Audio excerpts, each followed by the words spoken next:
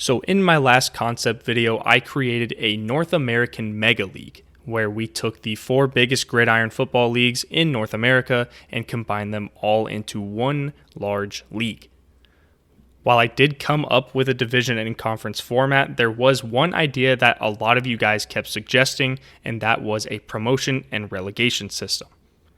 I'll be honest, I had no fucking clue how this thing worked, and I was even more confused when I looked it up at first because I don't watch soccer, so this idea was completely foreign to me.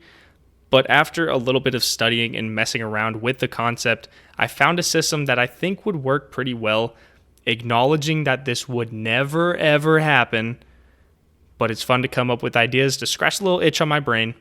So without further ado, let's jump into the promotion and relegation system of North American gridiron football. For this concept, we're going to keep the 4 leagues separate from each other, but since I do like to do things geographically around here, I'll add some more realignments in there, even though they're going to get fucked up by the relegation anyway. So for the NFL, I already have a video on that, but I'll quickly throw up the divisions just for you guys to see. And for the CFL, the divisions are already realigned in the best way possible, but since they have 9 teams, the divisions are going to be uneven. We could have divided them evenly into 3, but that would be really hard to deal with the playoff format. There's really no good options there, so we're going to stick with the current CFL alignment. For the UFL, we're going to get away from the USFL and XFL conferences and just go with North and South. So for the North, we have the Michigan Panthers, DC Defenders, St. Louis Battlehawks, and the Memphis Showboats. And for the South, we have the Birmingham Stallions, Arlington Renegades, San Antonio Brahmas, and Houston Roughnecks. And as for the LFA, they don't have any divisions right now, so we're going to keep it that way. Now that those are set, let's move over and take a look at the hierarchy system of the leagues. The system of leagues goes as follows: the NFL, the CFL, the UFL, and the LFA. But since there is potential for teams to jump between their leagues, they're going to have to get renamed, because if an LFA team somehow finds itself up in the Canadian Football League, it just wouldn't make much sense. So the CFL will be changed into the North American Football League, the title from the original Mega League video. And the LFA will be renamed the Gridiron Football League. So now we have the National Football League, North American Football League, United Football League, and the Gridiron Football League. How promotion and relegation will be determined. Each league will continue their normal playoff formatting. The champion of each league is automatically promoted to the higher tier, while the last place finisher is relegated to the lower tier.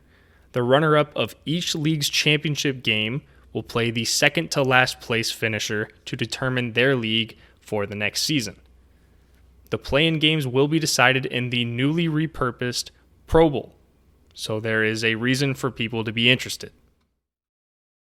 Now that did go by kind of fast, and if you do think that relegation is confusing like I do, I will give you an example to show you how it works. So I'll go from top to bottom.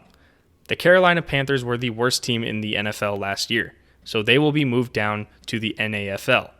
The winner of the NAFL, the Montreal Alouettes, will then be promoted to take their place. The second worst team in the NFL, in the Washington Commanders, would play the NAFL runner-up and the Winnipeg Blue Bombers, and they'll determine whether or not they get promoted or they get relegated. Then the last place team from the NAFL in the Ottawa Redblacks will be relegated from the UFL and replaced by the champion Stallions. This is going off of the last USFL season. Right now they're in first place, so that's what I'm going to say. Leaving the second worst team in the NAFL, the Edmonton Elks, to play the current second-seeded UFL team in the San Antonio Brahmas. Then the worst UFL team in the Houston Roughnecks would be relegated to the GFL, swapping with the Caldeos, leaving the Showboats and Dinos to play in the last play-in matchup. Assuming that there are some interesting outcomes to these play-in games, this league could see a lot of switches and a lot of very random division alignments. But that is my promotion and relegation pitch for the North American Gridiron Football League system. Is there room for more teams to be involved in the moves? Absolutely. You could have done 3, you could have done 4 if you wanted to. It could have even been less. So let me know how you guys would implement this system if you were in charge. But that's all I have for you guys today. So until the next video, see ya.